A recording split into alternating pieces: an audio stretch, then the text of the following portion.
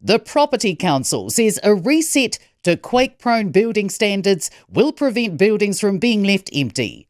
The government's new system only captures buildings genuinely posing a risk to life in medium and high seismic risk zones.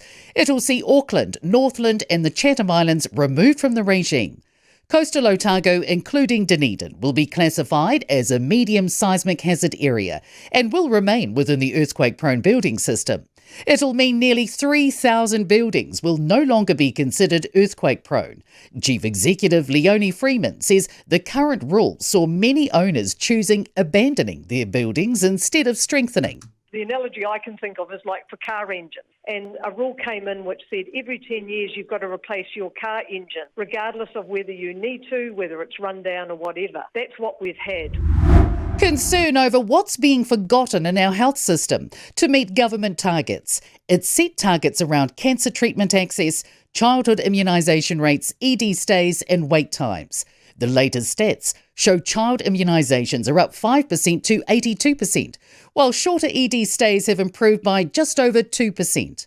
Former Health NZ Chair Rob Campbell told Ryan Bridge there will be some things lapsing in order to achieve these. The task for our public health system is really not so much to hit specific targets, but can we rebuild our health system into something which across the board is effective, efficient and resilient?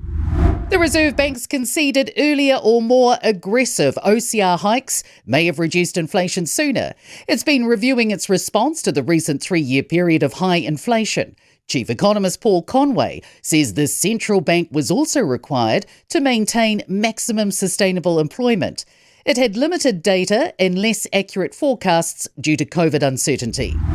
The Prime Minister's trying to convince his political foe not to bring back the oil and gas ban.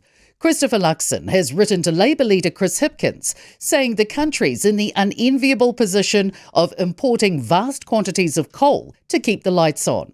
Luxon's letter told Hipkins the possibility of a future Labour government choosing to reinstate a ban for offshore gas exploration may pose a barrier for some investors.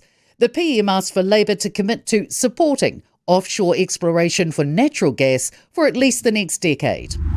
It appears other countries are still thirsty for our wine. The New Zealand Wine Growers 2025 annual report states exports are sitting at more than $2 billion per annum, fueling investment in 42,000 hectares of vineyards. The US remains the major export market despite a 3% drop at $762 million, and newer Asian markets are doing well.